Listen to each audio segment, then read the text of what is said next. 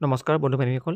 যিহেতু ২৭ তাৰিখে আমাৰ সমাজ বিজ্ঞান আছে, সমাজ বিজ্ঞানৰ কাৰণে এখন প্ৰশ্ন লৈছোঁ উইথ চলিউশ্যনখিনি ৰঙা আছেৰে আস্থানি দিয়া হৈছে। নমস্কাৰ, ভাৰতীয় এডুকেশ্যন এণ্ড ইনফৰমেশ্যন চেনেলটোলৈ মই পংখী আপোনালোকক স্বাগতম জনাইছোঁ। আজি আমি এই ভিডিঅ'টিত চাম ছ'চিয়েল ছায়েন্সৰ এখন কুৱেশ্যন পেপাৰ, যাতে আহক আমি কুৱেশ্যন পেপাৰখন এবাৰ চাই যাম।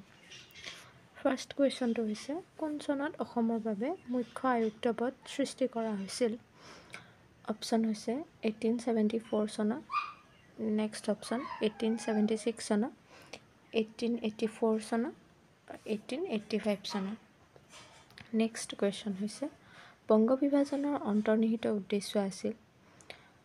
হিন্দু ফাৰ্ষ্ট অপশ্যন জনসাধাৰণক একত্ৰিত কৰা, নেক্সট অপশ্যন হিন্দু আৰু মুছলমান বিভাজিত কৰা, নেক্সট অপশ্যন ভাৰতবৰ্ষক স্বাধীনতা প্ৰদান কৰা, নহ'লে ভাৰতবৰ্ষত ইংৰাজ শাসন ব্যৱস্থা শক্তিশালী কৰা।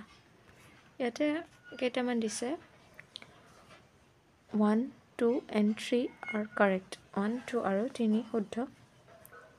1, 2 and 4 are correct. C, both 1 আৰু 4টো শুদ্ধ। D, both 1 আৰু 2 আৰু 4টো শুদ্ধ। নেক্সট কুৱেশ্যন, ভাৰতৰ শেষৰজন ভাইচৰয় কোন আছিল? Lord Curzon, lord Hunter, Charles Canning নে লৰ্ড মাউণ্টবেটেন? নেক্সট কুৱেশ্যন, তলৰ ঐতিহাসিক ঘটনাবোৰ প্ৰথমৰ পৰা শেষলৈ সজোৱা। আইন অমান্য আন্দোলন, অসহযোগ আন্দোলন, অহিংসা আন্দোলন, ভাৰতীয় আন্দোলন। বি, অহিংসা আন্দোলন, ভাৰতীয় আন্দোলন, অসহযোগ আন্দোলন, আইন অমান্য আন্দোলন। চি, ভাৰতীয় আন্দোলন, আইন অমান্য আন্দোলন, অহিংসা আন্দোলন, অসহযোগ আন্দোলন। ডি, অহিংসা আন্দোলন, অসহযোগ আন্দোলন, আইন অমান্য আন্দোলন, ভাৰতীয় আন্দোলন। নেক্সট কুৱেশ্যন, 1891 চনত লণ্ডনৰ পৰা ওকালতি শিকি অহাৰ পাছত মহাত্মা গান্ধীয়ে উকিল হিচাপে ভাৰতৰ কোন দুখন চহৰত ওকালতি কৰিছিল?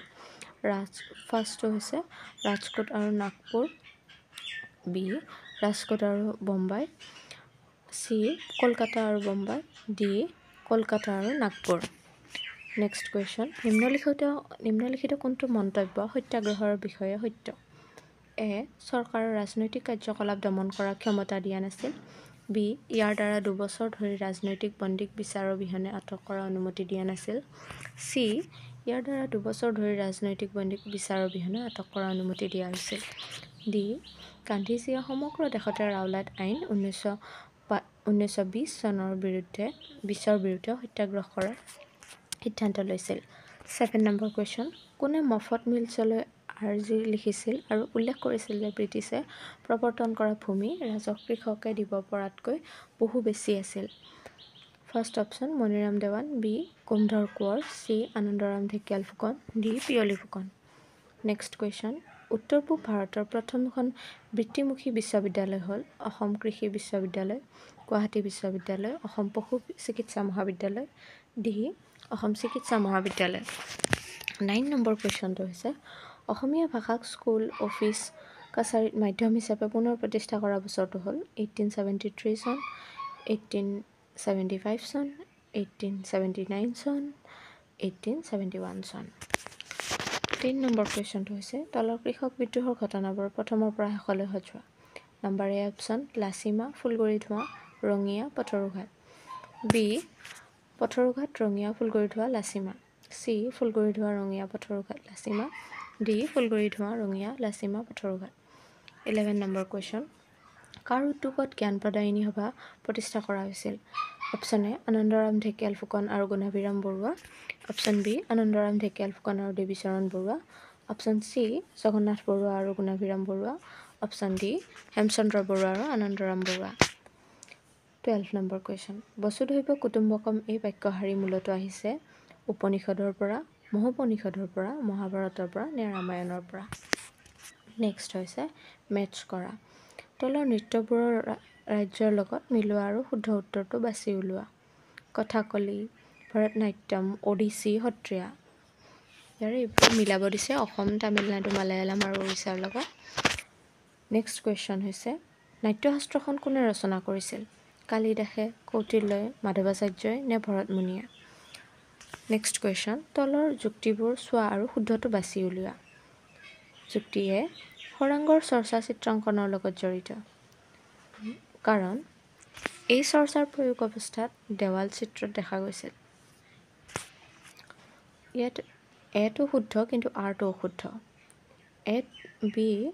এটো শুদ্ধ অশুদ্ধ কিন্তু আৰটো শুদ্ধ C both A and R অশুদ্ধ নেক্সট ডি বোথ এ আৰু ডি শুদ্ধ নেক্সট কুৱেশ্যন ভূগোলৰ যিটো শাখাত সম্পদৰ উৎপাদন বিতৰণ ভোগ আৰু বিনিময় সম্পৰ্কে অধ্যয়ন কৰা হয় সেয়া হ'ল প্ৰাকৃতিক ভূগোল মানৱ ভূগোল অৰ্থনৈতিক ভূগোল নে আঞ্চলিক ভূগোল নেক্সট কুৱেশ্যন তলৰ কোনটো প্ৰাথমিক বৃত্তি নহয় কৃষিকাৰ্য বেংক বা অন্য বিত্তীয় অনুষ্ঠান মাছ ধৰা নে বনজ সম্পদৰ আহৰণ নেক্সট 80 নম্বৰ কুৱেশ্যন তলৰ সম্পদৰ ভাগবোৰ ইয়াৰ ভিত্তিৰ লগত মিলোৱা আৰু শুদ্ধ উত্তৰটো বাছি উলিওৱা জাতীয় সম্পদ জীৱীয় সম্পদ মানৱসৃষ্ট সম্পদ নৱীকৰণযোগ্য সম্পদ আৰু এইবোৰ ভিত্তিৰ লগত মিলাব দিছে সৃষ্টি প্ৰক্ৰিয়া অনুসৰি গঠন অনুসৰি স্থায়িত্ব অনুসৰি মালিকীস্বত্ব অনুসৰি ইত্যাদি নেক্সট কুৱেশ্যন ভৌগোলিক দিশৰ পৰা পৰিৱেশৰ সমস্যাসমূহক কিমান ধৰণে বিবেচনা কৰিব পাৰি 3 ধৰণে 5 ধৰণে 4 ধৰণে নে 6 ধৰণে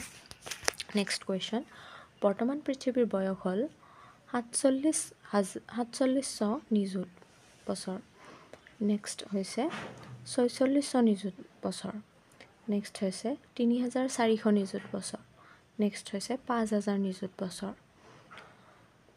নেক্সট কুৱেশ্যন দক্ষিণ আমেৰিকা মহাদেশৰ বৃহৎ হ্ৰদ হ'ল টিটিকাকা বৈকাল ইউৰাইল গ্ৰেট বিয়াৰ লেক এছিয়া আৰু ইউৰোপ নেক্সট কুৱেশ্যন এছিয়া আৰু ইউৰোপ মহাদেশক প্ৰাকৃতিকভাৱে কিহৰ পৃথক কৰিছে ইউৰাইল পৰ্বতমালা কাস্পিয়ান সাগৰ কাকেছাছ পৰ্বত নে ভলগা নদী নেক্সট কুৱেশ্যন ইকুৱেডৰ কোনখন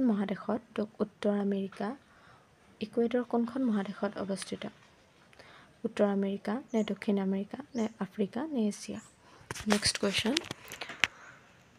জনসংখ্যাৰ ভিত্তিত অসমৰ দ্বিতীয় বৃহৎ জনজাতিটো হ'ল এ বড়ো বি ৰাভা চি কাৰ্বি নে ডি মিচিং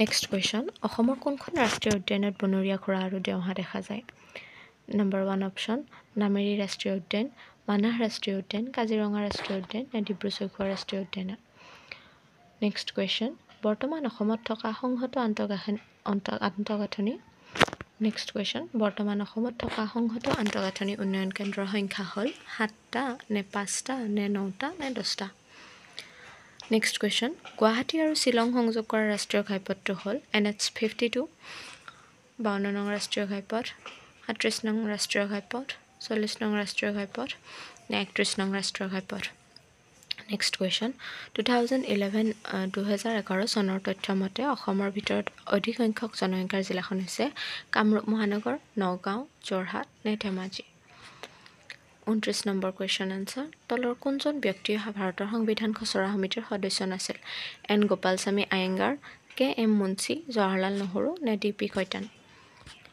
30 নম্বৰ কুৱেশ্যন ভাৰতবৰ্ষৰ সংসদীয় গণতন্ত্ৰ আৰু ইংলেণ্ডৰ সংসদীয় গণতন্ত্ৰৰ মাজৰ মূল পাৰ্থক্য হ'ল ভাৰতবৰ্ষ এখন গণৰাজ্য অপশ্যন এ ভাৰতবৰ্ষ এখন গণৰাজ্য অপশ্যন বি ভাৰতবৰ্ষৰ সংসদখন ইমান শক্তিশালী নহয় অপশ্যন চি ভাৰতবৰ্ষৰ কেন্দ্ৰীয় চৰকাৰ অধিক